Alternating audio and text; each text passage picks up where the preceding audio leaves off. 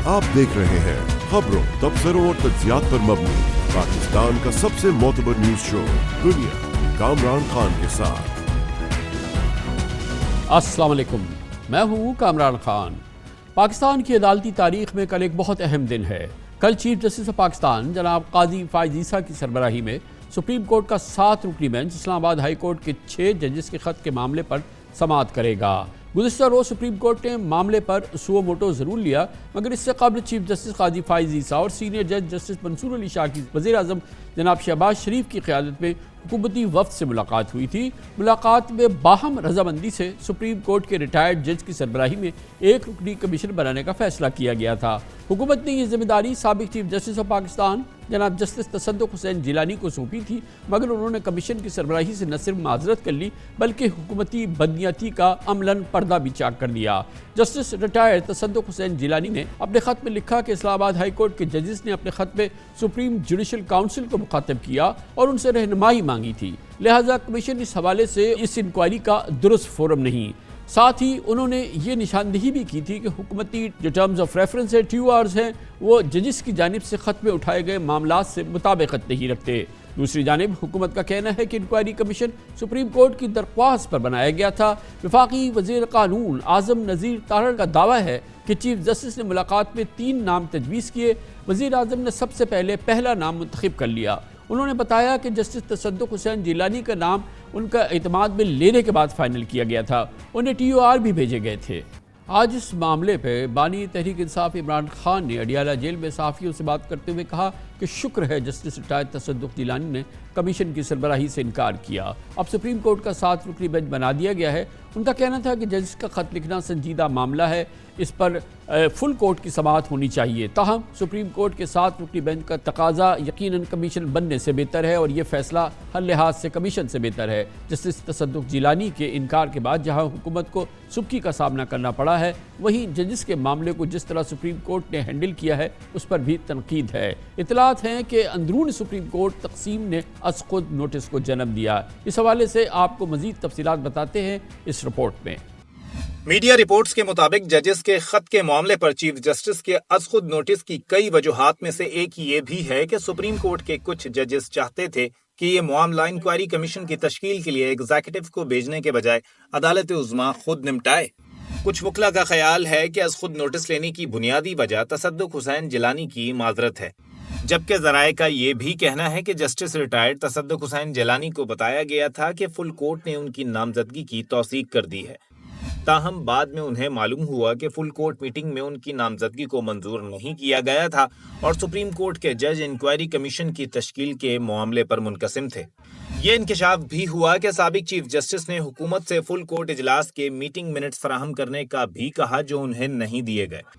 खबर के मुताबिक कई अफराद से मुशावरत के बाद जस्टिस रिटायर्ड तसद्दुक़ जिलानी ने न सिर्फ खुद को इंक्वायरी कमीशन की सरबराही से अलग करने का फैसला किया, बल्कि एक खत में कमीशन की कानूनी हैसियत और उसके टर्म ऑफ रेफरेंसेस पर भी सवाल उठाया। उनका खत हुकूमत के साथ साथ उन जजों के लिए भी एक धचका था जो इस मामले की तहकीकात के लिए इंक्वायरी कमीशन चाहते थे। मीडिया रिपोर्ट्स के मुताबिक 28 मार्च को होने वाले फुल कोर्ट के पहले इजलास में इंक्वायरी कमीशन के मामले पर जजों के दरमियान इख्तलाफ भी पाया गया।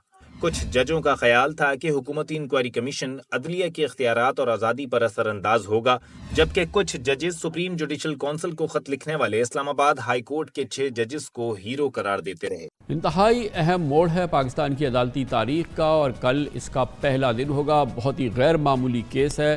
सो मोटो नोटिस लिया है सुप्रीम कोर्ट ने और जिसकी समाअत 7 रुकनी bench chief justice of Pakistan जनाब जस्टिस काजी फाइज ईसा की सरबराही में करेगी। खबरें ये हैं कि जस्टिस काजी फाइज ईसा माजी की तरह इस केस की भी बराह रास्त नशरियात का हुक्म देंगे। इस मौजू में बात करते हैं और इसके लिए हमें ज्वाइन कर रहे हैं पाकिस्तान के नामवर सीनियर कानूनदान जनाब फैसल सिद्दीकी। बहुत बहुत शुक्रिया फैसल सिद्दीकी साहब, आपने हमें ज्वाइन किया है। बहुत ही गैर मामूली केस है, इसकी इस किस्म के केसेस की कोई नज़ीर नहीं है इस तरह की, और ज़ाहिर है कि इसमें कंप्लेनेंट 6 जजेस हैं इस्लामाबाद हाई कोर्ट के। आपके ख्याल में, आपके जहन में कोई स्टैंडर्ड समझ में आ रहा है जिस तरह से ये प्रोसीड करेगा कल केस जब इसका आगाज़ होगा? थैंक यू कामरान साहब। देखिए, जैसे आपने कहा कि इसका कोई रियली प्रेसिडेंट हमें सामने नहीं है, क्योंकि हमारे सामने ये तो प्रेसिडेंट है कि जब انڈیویجول ججز کے معاملات میں ایگزیکٹو ایجنسیز نے انٹرفیئر کیا ہے تو ان کے معاملات میں سپریم کورٹ نے کیا کیا ہے. لیکن جب 75% آف دا ہائی کورٹ وچ از 6 ججز آف دی اسلام آباد ہائی کورٹ اس قسم کی کمپلین کریں تو سپریم کورٹ اس کو کس طریقے سے آگے لے کے چلے گا یہ تو میرے خیال میں سپریم کورٹ خود بھی ڈسکور کرے گا ڈیورنگ دا پروسیڈنگز. لیکن میری نظر میں اس کو آگے لے جانے کے 2 طریقے ہو سکتے ہیں. پہلا طریقہ یہ ہو سکتا ہے کہ آپ پیچھے دیکھیں اور اس چیز پہ کانسنٹریٹ کریں کہ یہ جو ایلیگیشنز لگائی ہیں ان کی پروب ہو اور اگر جن کے خلاف لگائی ہیں ان کو آئیڈینٹیفائی کر لیا جائے تو ان کی اکاؤنٹیبلٹی ہو. ایک یہ طریقہ ہے. دوسرا طریقہ یہ ہے کہ آپ آگے دیکھیں اور میرے خیال میں یہی اسلام آباد ہائی کورٹ کے ججز نے کہا ہے. جیسے میں نے آپ کے پچھلے پروگرام میں کہا تھا کہ لوگوں نے اور حکومت نے اس خط کو بالکل غلط پڑھا ہے. اسلام آباد ہائی کورٹ کے ججز نے بالکل کوئی انکوائری کرنے کو نہیں کہا ہے کہ آپ دیکھیں کہ کس نے یہ انٹرفیئرنس یا انٹیمیڈیشن کی ہے اور ان کو سزا دی جائے. ان کی بنیادی ڈیمانڈ یہ ہے جو تصدق جیلانی صاحب نے بھی اپنے لیٹر میں کہا ہے, ان کی بنیادی ڈیمانڈ یہ ہے کہ ایسی انٹرفیئرنس اور انٹیمیڈیشن کو فیوچر میں روکا جائے اور اگر ہو تو ججز کو گائیڈنس دی جائے کہ وہ ان معاملات کو کس طرح ڈیل کریں انڈیویجولی اور کلیکٹیولی. صدیق صاحب میرے خیال میں یہ طریقہ ہوگا جو اس کے لیے اصطلاح استعمال کی تھی انہوں نے کہا تھا جوڈیشل کنونشن بلایا جائے اور اسی لیے اس سے پہلے انہوں نے اس کو مخاطب کیا تھا سپریم جوڈیشل کاؤنسل کو. Judicial convention, supreme judicial council اور گائیڈنس یہ بڑے امپورٹنٹ علامتیں تھیں اس خط کے اندر جو کہ شاید بنیاد ہے کہ وہ مستقبل میں کیا چاہتے ہیں. جی بالکل آپ نے صحیح طرح دیکھیے یہ اسلام آباد ہائی کورٹ کے جو ججز ہیں یہ کوئی اپنی پرسنل جسٹس کے لیے انہوں نے یہ خط نہیں لکھا ہے. انہوں نے اس انسٹیٹیوشن اور judicial independence which is at the heart of a judicial institution اس کے حوالے سے خط لکھا ہے. ان کے ساتھ جو ہوا ہے اس کی ریکٹیفیکیشن یہ آبجیکٹیو نہیں ہے. اس کی آبجیکٹیو یہ ہے کہ بھئی اس معاملے کو روکا جائے اور اگر ہماری جو ایگزیکٹو ایجنسیز ہیں ان کا کوئی غلط خیالات ہے کہ ان کا یہ خیال ہے کہ یہ جو وہ انٹرفیئرنس کر رہے ہیں یہ صحیح طریقہ کار ہے تو ان کو بھی بتایا جائے کہ آپ یہ نہیں کر سکتے. تو میرے خیال میں اس خط میں بھی یہ ہے اور یہ اپروچ سپریم کورٹ لے سکتی ہے کہ وہ آگے دیکھے بجائے اس کے کہ پیچھے دیکھے. تو سر اس میں میرے آپ خیال نے میں یہی صحیح طریقہ بہت کار ہے. اہم نشاندہی کی ہے کہ ججز جو ہے وہ اب جو ان کے پہ گزری ہے اس کی کوئی ایک آزاد تحقیقات کا مطالبہ نہیں کر رہے, وہ مستقبل کے حوالے سے گائیڈنس چاہتے ہیں اور گویا کہ اس کی کسی تحقیقات کی ضرورت نہیں ہے, اس کے لیے کسی جوڈیشل کمیشن کی یا کسی کمیشن کی ضرورت نہیں ہے جیسے کہ ابتدا میں کیا گیا. اور شاید اس کے ٹی او آرز کی وجہ سے اور اسی وجہ سے کہ جو خط ہے جج صاحبان کا وہ تصدق حسین جیلانی صاحب نے جو اس کو انٹرپریٹ کیا تو انہوں نے کہا کہ اس کی تو تحقیقات کی ضرورت ہی نہیں ہے. گویا کہ جو اعظم نذیر تارڑ صاحب کا اب جو استدلال ہے کہ اس کو اب چاہے یہ جو لارجر بینچ ہے اسے بھی کسی کمیشن کے پاس بھیجنا پڑے گا, کسی ایگزیکٹو کی جے آئی ٹی کے حوالے کرنا پڑے گا. آپ کیا اس اصرار کو مانتے ہیں کہ اب یا آپ تو فرما رہے ہیں کہ اس کی ضرورت ہی نہیں ہوگی؟ دیکھیے پہلی بات یہ کہ اعظم تارڑ صاحب ود ڈیو رسپیکٹ انہوں نے بڑی مس ریپریزنٹیشن کی ہے کہ جو انہوں نے سٹیٹمنٹس دی ہیں. ان کی پہلی مس ریپریزنٹیشن یہ ہے کہ انہوں نے کہا کہ یہ کمیشن بنانے کا جو سجیشن ہے یہ chief justice of the supreme court اور سینئر پیونی جج کی طرف سے آیا. اگر آپ سپریم کورٹ کی پریس ریلیز پڑھیں تو یہ بات بالکل غلط ہے. یہ سجیشن کمیشن بنانے کا حکومت کی طرف سے آیا تھا. دوسری یہ بات ہے کہ دیکھیے یہ بھی بڑی مصدقہ اطلاعات ہیں کہ ون آف دا ریزنز جو تصدق صاحب نے اپنے لیٹر میں سٹیٹ نہیں کی ہیں لیکن ون آف دا ریزنز انہوں نے کمیشن کو انکار کیا ہے وہ یہ ہے کہ ان کو یہ کہا گیا تھا لاء منسٹر کی طرف سے کہ آپ کے نام پہ کنسنسس ہوا ہے in the second full court meeting on the 28، جو بات بالکل غلط تھی، اسی لیے انہوں نے منٹس مانگے تھے. تو میرے خیال میں ود ڈیو رسپیکٹ ٹو اعظم تارڑ صاحب، انہوں نے بڑی مس ریپرزنٹیشن اچھا کی ہے. ایک اور بات ہے، معاف کیجیے گا سر، معاف کیجیے گا، بالکل میں ذرا سا معاف کیجیے گا بخل ہوا ہوں. وہ یہ کہ اچھا انہوں نے یہ بھی کہا، بڑی دلچسپ بات یہ ہے کہ 3 نام چیف جسٹس آف پاکستان نے پیش کیے اور اس میں انہوں نے کہا کہ یہ کمیشن کے سربراہ ہوتے ہیں، اور وزیر اعظم نے بلا جھجک پہلا نام جو جسٹس تصدق حسین جیلانی کا تھا اس پہ انگلی رکھ دی. انہوں نے کہا یہ پہلا نام ہے، مجھے یہ منظور ہے. میں یہ جاننا چاہتا ہوں کہ ملاقات تو صرف ایک ہوئی وزیر اعظم صاحب کی، جو کہ پہلی ملاقات تھی وزیر اعظم کی اور چیف جسٹس کی اور پوری جج کی، اور اعظم تارڑ صاحب اٹارنی جنرل تھے اس میں، ہم نے اس کی تصویر بھی دیکھی ہے، ویڈیو بھی دیکھی. تو میں یہ سمجھ رہا ہوں کہ ابھی تو وہاں پہ صرف کمیشن کے اطلاق یعنی کہ کمیشن قائم کرنے کی بات ہوئی تھی بظاہر، اور اسی میں کیا چیف جسٹس صاحب نے 3 نام ان کے سامنے رکھ دیے تھے اور اسی جگہ پہ اسی مقام پہ جسٹس تصدق حسین جیلانی صاحب کا نام جو تھا وہ فائنل ہو گیا تھا. گو کہ بظاہر تو اس کے بعد پھر ایک اور جو ہے وہ فل کورٹ ہوا ہے. تو مجھے تھوڑی سی یہ اس میں یہ سمجھ میں نہیں آ رہا کہ پہلی ملاقات کے اندر جو ہے نہ صرف یہ کہ ظاہر ہے کہ کمیشن پہ باہم رضامندی ہو گئی تھی، بلکہ نام بھی چیف جسٹس صاحب نے پیش کر دیے تھے، اور کون اس کو لیڈ کرے گا وہ بھی اسی پہلی ملاقات میں ہو گئے تھے، کیونکہ تارڑ صاحب نے کہا کہ وزیر اعظم نے فوراً کہا کہ یہ پہلا نام جو آپ دے رہے ہیں یہ ہمیں قبول ہے. دیکھیے کامران صاحب آپ بالکل ٹھیک کہہ رہے ہیں. اب ایک چیز درست ہو سکتی ہے، یا تو جو تارڑ صاحب کہہ رہے ہیں وہ بات درست ہے، یا جو سپریم کورٹ کا پریس ریلیز ہے وہ درست ہے.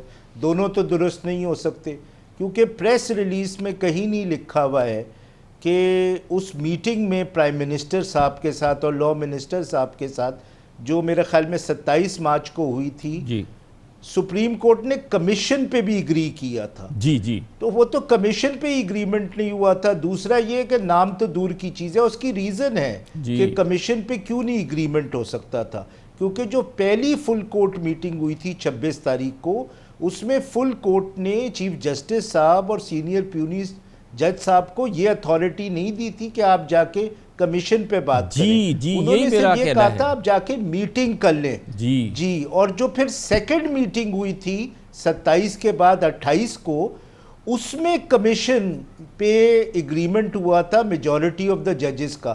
تو جب کمیشن کا اگریمنٹ یہ 28 کو ہوتا ہے تو چیف جسٹس صاحب ناموں پہ کس طرح اگری کر سکتے ہیں؟ یہی میرا سوال ہے فیصل صدیقی صاحب، یہ سب سے امپورٹنٹ سوال یہ ہے، کیونکہ تارڑ صاحب کا کہنا یہ ہے کہ وزیر اعظم کے سامنے چیف جسٹس نے 3 نام رکھے.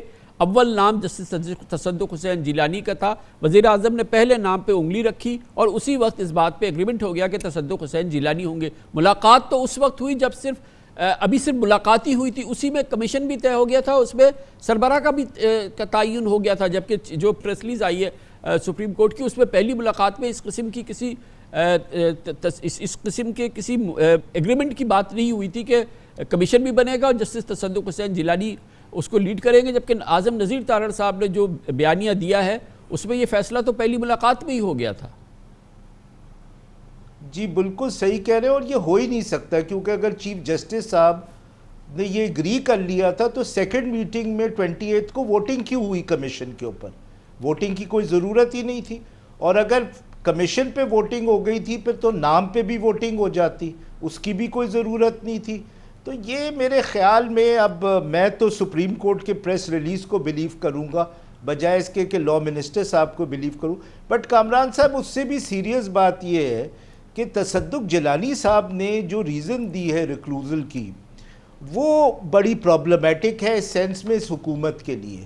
یعنی تصدق جیلانی صاحب یہ کہہ رہے ہیں کہ اس حکومت کی اتنی لیگل نالج نہیں ہے کہ وہ ایک خط کو بھی پڑھ سکے، کیونکہ تصدق جیلانی صاحب نے خط کا حوالہ دے کے یہ کہا کہ بھائی جو آپ نے ٹرمز آف ریفرنس بنائے وہ تو خط سے کانٹرڈکٹ کرتے ہیں.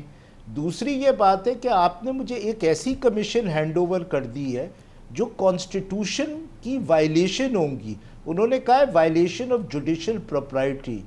تو بہت سیریس کویشچن ریز ہو گئے ہیں اس حکومت کی کمپٹنس پہ کہ اس نے اتنا سینسٹیو میٹر کس انکمپٹنس سے ڈیل کیا ہے. اور فیصل صاحب ابھی ہمیں ایک اور علم نہیں ہے، پریس ریلیز ایک آئی ہے سپریم کورٹ کی اس پورے معاملے پہ کہ اندرون سپریم کورٹ اس حوالے سے کیا آ رہا تھی اور کیا اس حوالے سے کیا وہاں پہ گفتگو ہوئی، کیونکہ ظاہر ہے جب سپریم کورٹ کی پروسیڈنگز ہوتی ہے عوام اس کو دیکھ لیتی ہے، ان کے سامنے آ جاتی ہے اور پھر اس کے فیصلے کی صورت پہ آ جاتی ہے کہ 4 نے ہاں کی 3 نے نہیں کی یا جو کچھ بھی ہے. لیکن جو اندرون سپریم کورٹ اس پورے تاریخی معاملے کے اندر جو گفتگو ہوئی ہے وہاں کیا کیفیت رہی ہے اس کی ابھی ہمیں کوئی معلومات حاصل نہیں ہوئی ہے. یہ پبلک انفارمیشن نہیں ہے ابھی فی الحال کہ اندرون سپریم کورٹ اس سلسلے میں کیا رائے رہی ہے اور یہ جو کمیشن کب بنے نہ بنے، پرائم منسٹر سے ملاقات، اس ملاقات میں کیا کیا ہوا اور پھر اس کے بعد جو ہے TOR بننا، پھر تمام چیزیں، یہ سب چیزیں جو ہیں اس میں ابھی بہت بڑا ابہام باقی ہے. یہ معلومات پوری ہم تک دستیاب نہیں ہیں. دیکھیے بات یہ ہے کہ آپ کی بات درست ہے کہ کوئی مکمل اس کے اوپر انفارمیشن نہیں ہے، کیونکہ وہ انفارمیشن تو جب آئے گی جب فرسٹ فل کورٹ میٹنگ اور سیکنڈ فل کورٹ میٹنگ کے منٹس ریلیز ہوتے ہیں. لیکن دیکھیے میرے خیال میں یہ اوبویس ہے کہ سپریم کورٹ کے ججز جو ہیں وہ ڈیوائیڈڈ تھے. کچھ کا خیال تھا کہ اس پہ کمیشن بننا چاہیے تھا، کچھ کا خیال تھا کہ اس پہ کمیشن نہیں بننا چاہیے تھا. لیکن تصدق جیلانی کے ریفیوزل کے بعد مجھے بڑی خوشی ہے اور اس میں چیف جسٹس صاحب کی بڑا امپورٹنٹ وزڈم والا رول ہے کہ انہوں نے ریئلائز کیا کہ یہ ایشو جوڈیشل انڈیپینڈنس کا ہے، اس کو ہم کسی اور کو نہیں بیچ سکتے. انہوں نے سارے اویلیبل ججز جو اسلام آباد میں موجود تھے، کیونکہ بہت سارے ججز عید کی چھٹیوں کی وجہ سے برانچز میں چلے گئے اور شہروں میں، انہوں نے سب اویلیبل ججز کا ایک بینچ بنا دیا ہے جو بڑے سینئر انڈیپینڈنٹ ججز ہیں. اور سپریم کورٹ اس کو اب خود دیکھے گا، جو میرا بھی اوپینین تھا آپ کے پہلے پروگرام میں کہ خود دیکھنا چاہیے. اور اسلام آباد ہائی کورٹ کے ججز بھی یہ کا مطالبہ یہ تھا کہ سپریم کورٹ دیکھے. اب وہ ایک ڈیبیٹ ہے کہ سپریم کورٹ 184(3) میں دیکھے یا سپریم جوڈیشل کاؤنسل میں ہو، بٹ مین چیز یہ ہے کہ اس کو سپریم کورٹ کو خود دیکھنا چاہیے. اور ایک بہت میرے خیال میں اچھا کنکلوژن ہونے کی طرف جا رہا ہے، اور اس پہ جو ریئل میس اپ ہے وہ تو حکومت کی طرف سے. بہت بہت شکریہ. آپ کے منہ میں گھی شکر. کوئی اچھا کنکلوژن ہو جائے، فارورڈ لکنگ کنکلوژن ہو جائے، سب کی تسلی ہو جائے، کیونکہ بہت اہم موضوع ہے.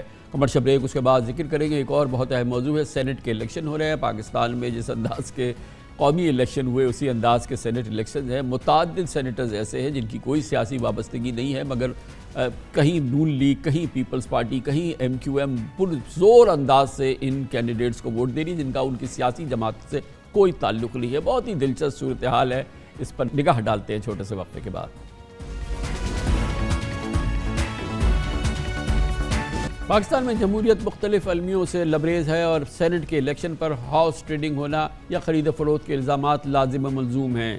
لیکن اس بار سینٹ الیکشن میں پراسرار پس منظر کے ساتھ غیر جماعتی سینیٹرز بازی لے رہے ہیں. خاص طور پہ سابق نگران وزیر اعظم انوار الحق کاکڑ، وزیر داخلہ محسن نقوی، موجودہ وزیر خزانہ محمد اورنگزیب، فیصل واوڈا، یہ سب سینیٹر منتخب ہونے سے لگتا ہے کہ نواز شریف اور آصف زرداری نے فیصلہ سازی کسی اور کو سونپ دی ہے. اتفاق کی بات ہے کہ وزیر داخلہ سینیٹر محسن نقوی نے آزاد حیثیت پہ کاغذات نامزدگی جمع کرائے تھے، مگر ان کے تجویز کنندہ اور تائید کنندہ نون لیگ تھی. پیپلز پارٹی، قاف لیگ اور IPP اراکین اسمبلی بھی ان کے ہمراہ ہے.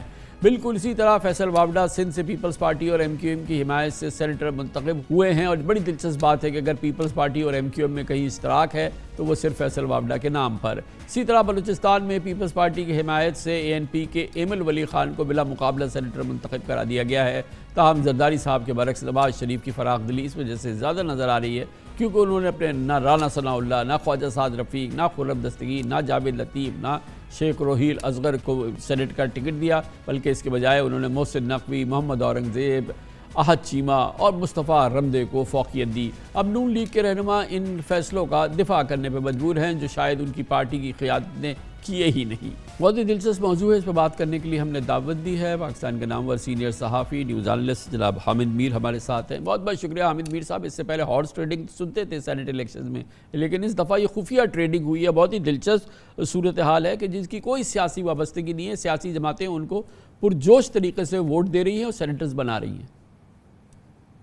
جی ہاں، یہ ایک نئی روایت قائم ہوئی ہے پنجاب اسمبلی میں اور سندھ اسمبلی میں اور بلوچستان اسمبلی میں ہم نے دیکھا ہے کہ ایسے صاحبان جن کے پیچھے کوئی بڑی پولیٹیکل پارٹی نہیں تھی وہ جو ہیں بلا مقابلہ سینیٹر بن گئے ہیں۔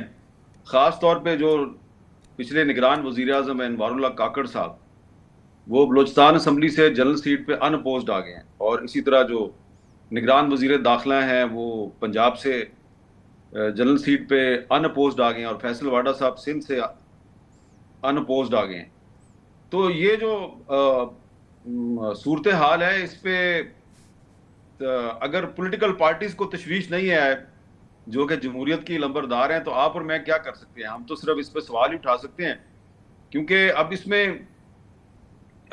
جو مسلم لیگ نون والے ہیں ان کو یہ بتانا چاہیے کہ جی انوار اللہ کاکڑ صاحب جو ہیں وہ اگر نگران وزیر اعظم تھے تو ان کو آپ کیوں لے کے آئے، اور پیپلز پارٹی کو بتانا چاہیے کہ فیصل واڈا صاحب جو ہیں وہ ہمارے بڑے مہربان ہیں، بڑے اچھے دوست ہیں، لیکن نواز شریف صاحب کے بہت بڑے ناقد ہیں، اور ابھی چند دن پہلے تک بھی وہ نواز شریف صاحب پہ بڑی تنقید کر رہے تھے۔ تو اگر ان کو پیپلز پارٹی نے سینیٹر بنایا ہے تو مسلم لیگ نون والے ہم سے پوچھ رہے ہیں، بلکہ مسلم لیگ نون کے کچھ جو وکیل صاحبان ہیں وہ سوشل میڈیا پہ سوال اٹھا رہے ہیں، وہ پیپلز پارٹی کی نیت پہ شک کر رہے ہیں کہ اگر یہ فیصل واڈا کو لے کے آئے ہیں جو کہ نواز شریف صاحب کے بڑے سخت ناقد ہیں، تو اس کا مطلب یہ ہے کہ پیپلز پارٹی کے عزائم ٹھیک نہیں ہیں۔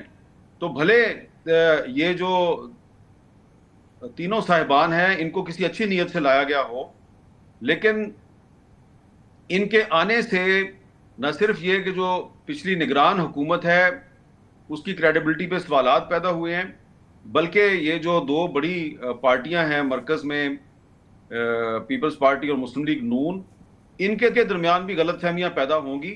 اور ابھی آپ نے مجھ سے سوال پوچھا، میں اس کا سیدھا سادہ تھا جواب دے رہا ہوں، لیکن کامران صاحب میرا یہ جواب مجھے پتہ ہے بہت سے لوگوں کو پسند نہیں آ رہا، لیکن دیکھیں اس میں امپورٹنٹ بات یہ ہے کہ چلے یہ ہم تو ایسا اسیوم کر رہے ہیں جیسے کہ خوشی خوشی نواز شریف صاحب نے محسن نقوی کو سپورٹ کرنے کا فیصلہ کیا ہے، آصف زرداری نے جو ہے وہ فیصل واڈا کو سپورٹ کرنے کا فیصلہ کیا ہے، بلوچستان والوں نے انوار اللہ کاکڑ کو سپورٹ کرنے کا خوشی خوشی فیصلہ کیا ہے، بڑی سوچ سمجھ کی ہے، یا یہ کہ ان کے پاس کوئی آپشن نہیں تھا، بس ان کو پتہ تھا کہ ہمیں ان کو ووٹ دینا ہے، ان کو کامیاب بنانا ہے، ان کی یہ ذمہ داری تھی، ان کو یہ ٹاسک تھا، انہوں نے صرف اس پہ عمل درآمد کیا ہے۔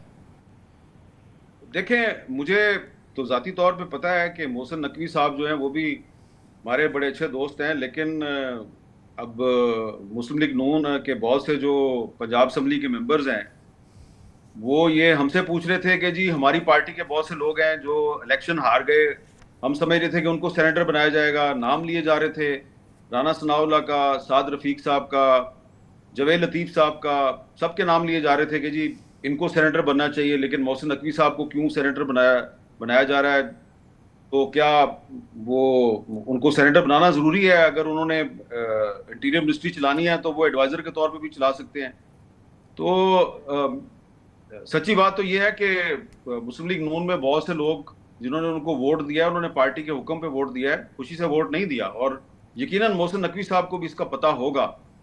تو یہ بہرحال یہ اچھی روایت تو قائم نہیں ہوئی ہے کہ نگران وزیر اعظم اور نگران وزیر داخلہ کو آپ نے سینیٹر بنا دیا اور وزیر داخلہ بھی بنا دیا۔ تو اب اس لیے میں نام لے کے بتا سکتا ہوں کہ سینیٹر عرفان صدیقی صاحب جو ہیں ان کا یہ خیال ہے کہ اب نگران حکومتوں کا جو مقصد ہے وہ فوت ہو چکا ہے، تو اب لیکن ہم مل گئی ہے، وہ یقیناً جو ہوا ہے، یقیناً نگران حکومت جہاں سے آئیں، پھر ان کے جو وزیر رہے وہ پھر اب یہاں پر بھی آ گئے، گویا کہ اگر ہم اسی پس منظر کو دیکھیں تو یقیناً جو چیئرمین سینٹ ایک بہت امپورٹنٹ کانسٹیٹیوشنل پوزیشن ہے، پیپلز پارٹی نے کرنا ہے، لیکن بہرحال اس کا بھی فیصلہ وہی ہوگا جہاں وافدہ صاحب کا فیصلہ ہوا، انوار اللہ کاکڑ کا فیصلہ ہوا، اور جہاں محسن نقوی صاحب کا فیصلہ ہوا کہ انہیں سینیٹر بنانا ہے۔ چیئرمین سینٹ بھی وہیں سے آئے گا۔ میری اطلاع کے مطابق پیپلز پارٹی کو کہا گیا تھا کہ آپ انوار اللہ کاکڑ صاحب کو چیئرمین سینٹ بنائیں، تو انہوں نے اس سے ایگری نہیں کیا، اور اس سلسلے میں بات چیت ان سے چل رہی تھی، اور آخری اطلاع تک تو پیپلز پارٹی نے ایگری نہیں کیا تھا۔ پیپلز پارٹی جو ہے وہ چاہ رہی تھی کہ ان کا اپنا چیئرمین سینٹ لایا جائے، اور اس حوالے سے ان کے اپنے پارٹی کے 2-3 نام جو ہیں وہ بھی زیر گردش ہیں۔ لیکن اب چونکہ خیبر پختونخوا سے جو سینٹ کا الیکشن ہے اس کو الیکشن کمیشن آف پاکستان نے ملتوی کر دیا، کیونکہ وہاں کے کچھ ارکان اسمبلی نے حلف نہیں اٹھایا، تو اب چیئرمین اور ڈپٹی چیئرمین سینٹ کا الیکشن فی الحال تو نہیں ہوگا، لیکن جب بھی ہوگا تو مسلم لیگ نون اور پیپلز پارٹی کے لیے امتحان ہوگا کہ انہیں کہا جائے گا کہ جی آپ کاکڑ صاحب کو یا فیصل واڈا صاحب کو یا کسی کو آپ چیئرمین سینٹ بنا دیں، تو میرا خیال ہے کہ ان کے لیے پرابلم ہو جائے گی۔ تو اس لیے یہ جو لوگ ہیں اچھے ہیں برے ہیں جو بھی ہے، لیکن ان کی پہچان کوئی پولیٹیکل پارٹی نہیں ہے، ان کی پہچان یہ ہے کہ یہ طاقتور حلقوں کے نمائندے ہیں، اور ان کا جو اس طرح سینیٹر بن جانا ہے اس سے ہو سکتا ہے کہ طاقتور حلقوں کے خیال میں ان کو بڑی کامیابی مل گئی ہے، لیکن جو پولیٹیکل سسٹم ہے یہ اس کی کمزوری کے نمائندے ہیں۔ بہت بہت شکریہ جناب حامد میر ہمارے ساتھ موجود تھے۔ کمر سے بریک، اس کے بعد ذکر کریں گے پاکستان کی معیشت کے حوالے سے بہت بڑی خبر یہ ہے کہ بالآخر ایک بگ ٹکنگ بڑی پرائیویٹائزیشن ہونے جا رہی ہے۔ 3 جون کے پہلے ہفتے میں PIA کی نیلامی ہوگی، باقاعدہ اوپن بڈنگ ہوگی، اور اس کے تمام انتظامات مکمل کیے گئے، ایئرپورٹس کو آؤٹ سورس کرنے کے بھی انتظامات مکمل کیے گئے۔ یہ بہت ہی پازیٹیو، بہت ہی اچھی بڑی ڈیولپمنٹ ہے نجکاری کے حوالے سے، IMF کے ساتھ ہمارے تعلقات کو بہتر رکھنے کے حوالے سے، اور ہر لحاظ سے پاکستان کی موجودہ صورتحال میں اس کی اہمیت یہ سب تمام چیزوں سے زیادہ ہے۔ اس کی تفصیل سے بات کرتے ہیں چھوٹے سے وقفے کے بعد۔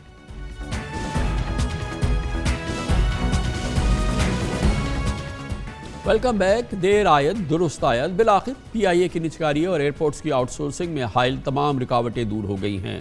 خبریں ہیں کہ پرائیویٹائزیشن کمیشن PIA کی نیلامی کے لیے اس مہینے انٹرنیشنل مارکیٹ میں اشتہارات جاری کرے گا۔ نجکاری کے لیے اظہار دلچسپی کی درخواستیں 3 مئی تک طلب کی جائیں گی، اور اب سے ٹھیک 2 ماہ بعد 3 جون کو PIA کی نیلامی کا اہم ترین سنگ میل عبور ہو جائے گا۔ اطلاعات کے مطابق PSO سمیت وہ تمام کمپنیز جن کی PIA مقروض ہے، انہوں نے 3 جون کو PIA کی بڈنگ پر رضامندی ظاہر کر دی ہے۔ کہا جاتا ہے کہ IMF کے ساتھ نئے بیل آؤٹ پروگرام کی اولین شرط خسارے میں چلنے والی کارپوریشنز کی نجکاری ہے، جن میں PIA سر فہرست ہے۔ اس لیے لگتا ہے کہ PIA کی فروخت کا عمل IMF سے نئے اسٹاف لیول ایگریمنٹ سے پہلے مکمل بھی ہو جائے گا۔ وزیر خزانہ محمد اورنگزیب کی پچھلے ہفتے میڈیا سے گفتگو میں بھی یہ تاثر سامنے آیا تھا کہ IMF نے اس مالی سال کے اختتام یعنی جون تک PIA کی نجکاری کی ایک شرط عائد رکھی ہے۔ اس پورے انیشیٹو کے پیچھے اس کی امبریلا SIFC کی موجود ہے، اور SIFC کے چھتری تلے نگراں حکومت کے زمانے میں ہی PIA کی نجکاری کے تمام قانونی اور مالیاتی انتظامات مکمل ہو گئے تھے۔ نگراں وفاقی کابینہ نے PIA ہولڈنگ کمپنی کی تشکیل سے ایک فارمولا ترتیب دیا تھا، اور پچھلے ہفتے ایئر لائن کے بورڈ آف ڈائریکٹرز نے نجکاری کے لیے اسکیم آف ارینجمنٹ کی منظوری بھی دے دی تھی، جس کے تحت PIA کے قرضوں اور واجبات کی ادائیگی کے لیے کمرشل بینکس کے ساتھ دستخط بھی ہو گئے تھے۔ PIA پر 603 ارب روپے کے واجبات اور 25 ارب روپے مالیت کے اثاثے ہیں۔ PIA ہولڈنگ کمپنی کو اب یہ منتقل کر دیے گئے ہیں۔ پاکستان PIA کے 49% شیئرز اپنے پاس رکھے گا، اور ایئر لائن کا کنٹرول 51% شیئرز خریدنے والی پارٹی کے حوالے کر دیا جائے گا۔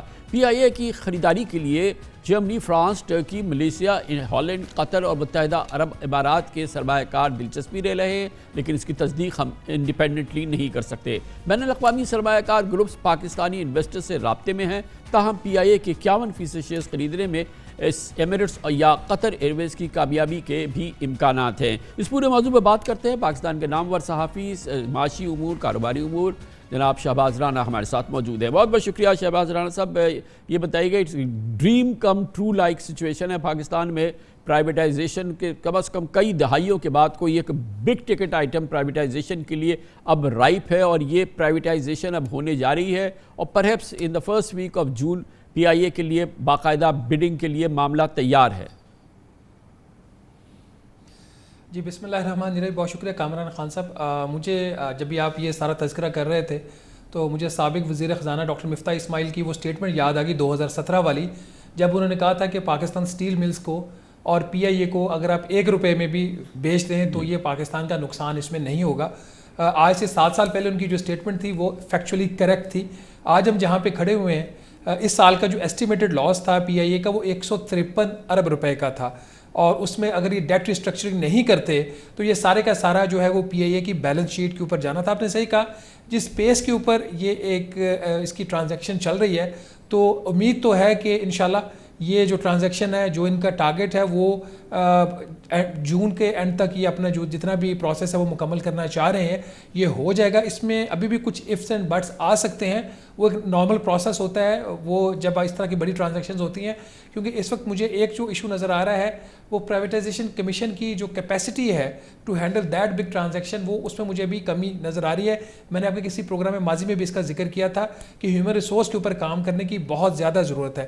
ابھی بھی ان کا جو ایڈورٹیزمنٹ ہے ایکسپریشن آف انٹرسٹ جو انہوں نے پراسپیکٹیو جو بائرز ہیں ان سے جو 3 مئی تک کی بڈز ان سے سبمٹ کرنے کا کہا, اس کے بعد جو اگلا پروسیس ہوگا اس کی ٹیکنیکل اور فائنینشیل ایویلیوشنز ہوں گی, پھر پری بڈ کانفرنس ہوں گے, پھر بڈنگ ان کا کرنے کا ارادہ ہے. تو ہوپ فلی جو ان کے ٹارگٹس ہیں وہ تو جون کے ہیں. کیا خبریں ہیں یہ جو اس میں سیریس انٹرسٹ آیا ہے وہ کہاں سے آ رہا ہے, اور ظاہر ہے کہ ابھی مہینہ اور ہے, پرہیپس کوئی اور بھی انٹرسٹ جنریٹ ہو, تو وہ انٹرسٹ کہاں ہے, اور کیا کوئی پاکستانی انٹرسٹ بھی ہے اس میں؟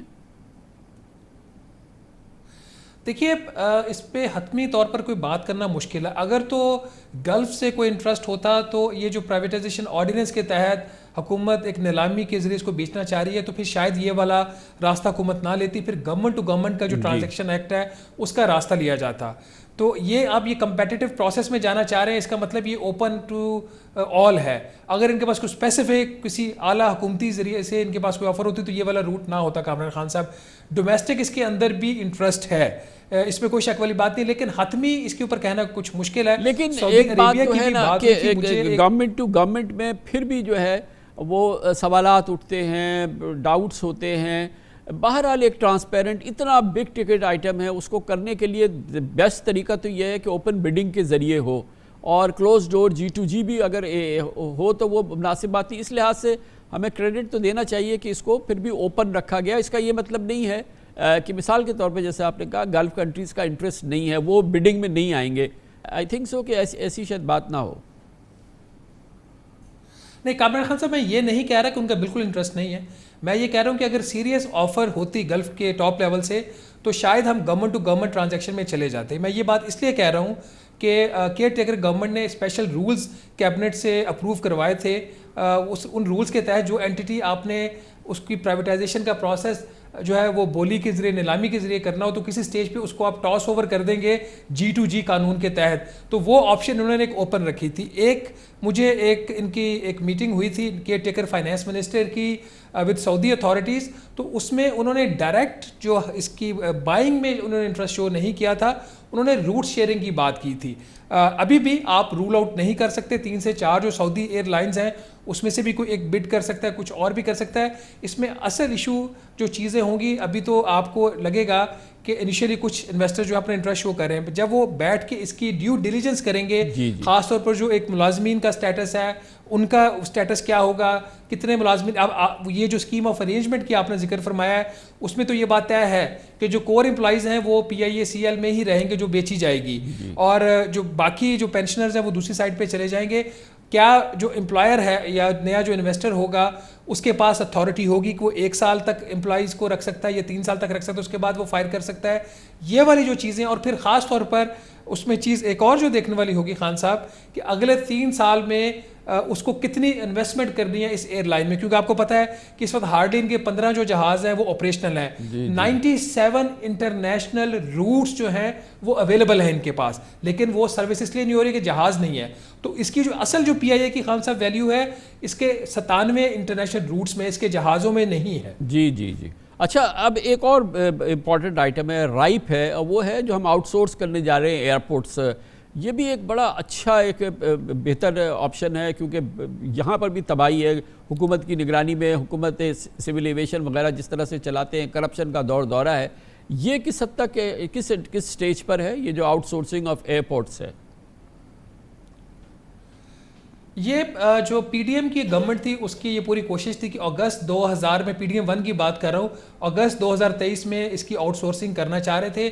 وہ پروسیس مکمل نہیں ہوا. آپ کو یاد ہوگا کہ جب اسحاق ڈار صاحب ابھی وزیر خارجہ بنے تو انہوں نے پہلے ہفتے ایک میٹنگ لی تھی ایئرپورٹ آؤٹ سورسنگ کے اوپر. تو اس میں جو بڈس کی ڈیٹ تھی اس میں 2 ماہ کی انہوں نے توسیع کر دی تھی کہ مزید 2 ماہ تک اس میں توسیع کر دی جائے. ان کا یہ خیال تھا نئی گورنمنٹ بنی ہے تو فورن جو انویسٹرز ہیں اس میں اور زیادہ انٹرسٹ شو کریں گے. اس کے بعد پرائم منسٹر شہباز شریف صاحب نے وہ جو کمیٹی تھی ایئرپورٹ آؤٹ سورسنگ کی اسٹیئرنگ کمیٹی یا کیبنٹ کی کمیٹی، اس کی بھی انہوں نے تشکیل نو کر دی تھی، اور اس کی جو سربراہی تھی وہ ڈار صاحب سے واپس لے کے اب خواجہ آصف صاحب کو دے دی ہے. تو وہ اس پروسیس کو دیکھ رہے ہیں، لیکن وہ پروسیس بھی سائملٹینیسلی چل رہا ہے، پر اس میں اب 2 ماہ کی جو توسیع ہے وہ جو کمیٹی تھی اس نے دے دی ہے اس کی بڈنگ کے لیے. بہت بہت شکریہ، بہت شکریہ. شہباز رانا ہمارے ساتھ موجود تھے. اس کے ساتھ ہی ہمارے آج کے پروگرام کا اختتام ہوتا ہے. کل آپ سے پھر ملاقات ہوگی انشاءاللہ. کل تک کے لیے کامران خان کو اجازت. اللہ حافظ. اللہ سے.